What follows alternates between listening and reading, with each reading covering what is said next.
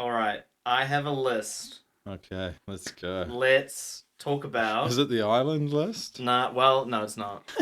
I just decided to look up some unbelievable theories that were actually true. I don't even know some of these, but let's get into it. Tuscany syphilis experiment. Have you guys heard about this? No. In 1932, the US Public Health Service conspired with the Tuscany Institute to create a phony syphilis treatment program. The experiment involved lying to almost 400 African American men who had been diagnosed with syphilis. Was initially only supposed to last 6 months. It took until 1972 before the public became aware of the research and the government was forced to investigate and shut down the program. Holy. Well, it's like What? So they were like, we have a cure. Not? Yeah. Pretty much. 40 years, 400 men were given dangerous chemicals and offered a painful, unnecessary medical procedures under the guise of actual treatment. So what were they? Do you know what they were actually trying to find out?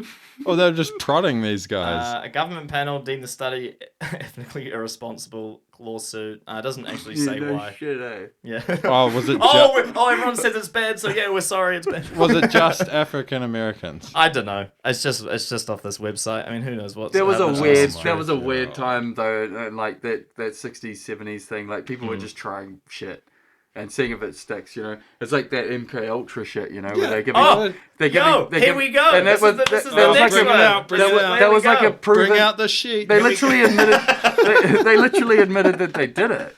You know? Yeah, the MK Ultra CIA mind control project. Yeah. The 1950s and communist spies are everywhere. The Cold War is heating up, and it looks as though the Soviet Union might gain the upper hand on American democracy. Mm-hmm. What would you do? With the hopes of discovering a truth serum, the CIA decided they needed to secretly dose unwitting US and Canadian citizens with LSD and then interrogate and occasionally torture the participants. The CIA paid hospitals, prisons, and universities for their participation and their silence. In 1973, CIA Director Richard Helms ordered that all documents related to MK Ultra be destroyed. Whoo! But imagine that, like just. It definitely would have worked on not on everyone, but it would have worked. It would have worked on some. Everyone's like, fuck. Like if you're getting fed whatever it may be, well, it's like if you're getting fed and... something constantly and you got someone in your ear, you're like, you're gonna go stand here. You're gonna shoot this many times. Like that, they're gonna just be tripping out like, yeah, I am. I'm gonna do that. Well, that was the thing with Charlie Manson, right? Like he was right in amongst all that, and he gave it to his disciples. He right? took it to the ranch, and like everyone took that shit, and then it formed basically a cult, and they started fucking killing people and sacrificing people and doing fucking wild ass shit, and it was all it was all from the CIA. Here's another goodie. Operation Snow White. You guys heard this one? The Church of Scientology versus the US government. Is that black actress? During the 1970s, 5,000 covert agents from L. Ron Hubbard. LRH. Shout out. Conspired to perform the largest infiltration of the US government in American history. The church infiltrated 136 organizations, including the IRS, the DEA, foreign embassies, and other government agencies. They installed wiretaps and stole hundreds of documents with the hopes of protecting their church and from paying millions of dollars of tax. Funny fact about that is that they won the ability to be a church in the 80s. So they don't even pay tax these days. Yeah, and there's a new guy that runs it, and apparently he's just milking it. He's fucking cooked. L. Ron Hubbard. Shout out to him. Great imagination. An American hero. Yeah.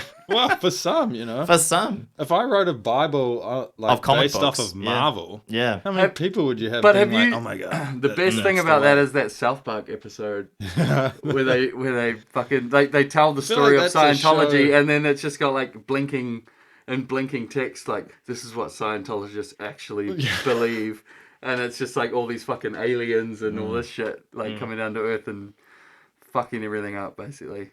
All right, we'll go for one more. How about that? All right, this is the one I want to get into. The Bohemian Grove, the rich, the powerful, and the giant stone owl. Our leader, Alex Jones. The mysterious surrounding the Bohemian Grove in Mount Rio, California, have been a favorite topic among conspiracy theorists. blah, blah, blah, blah. The stories usually involve rich and powerful men meeting in the woods every year where they engage in pagan rituals and worship a giant stone owl. The owl reportedly plays voice recordings of member Walter Cronkite. I don't know about this. Sounds pretty kooky. Well, it turns out that the CBS, NBC, and ABC have confirmed the existence of The Grove. The Bohemian Club was formed in 1872 and quickly received attention and funding from wealthy businessmen. Of course it did. In 1942, the Grove hosted a meeting for the Manhattan Project that led to the creation of the atomic bomb. While it's true that the most powerful men in the world come here and perform strange rituals in front of a giant owl, it's mostly a place for powerful men to behave like drunken frat boys. Mm-hmm.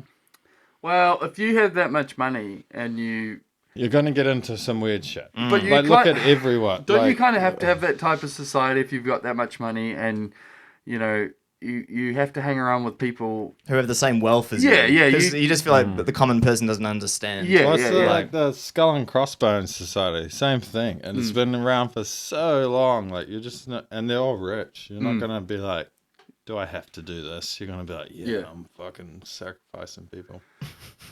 The Aztecs want to have a But, like, I don't know, do they run out of, like, fun things to do when you got that much money? Do you think, do you have to get high on sacrificing people? Isn't it that whole thing, like, you need to get a kick, right? Like, how many, like, normal things, you have lots of money, how much cocaine and hookers can you have before you're like, this is boring now? Yeah. It was like there's that movie where it's, like, rich people and they invite other people and they end up hunting the guests. Oh, yeah, that was like a fucking good movie.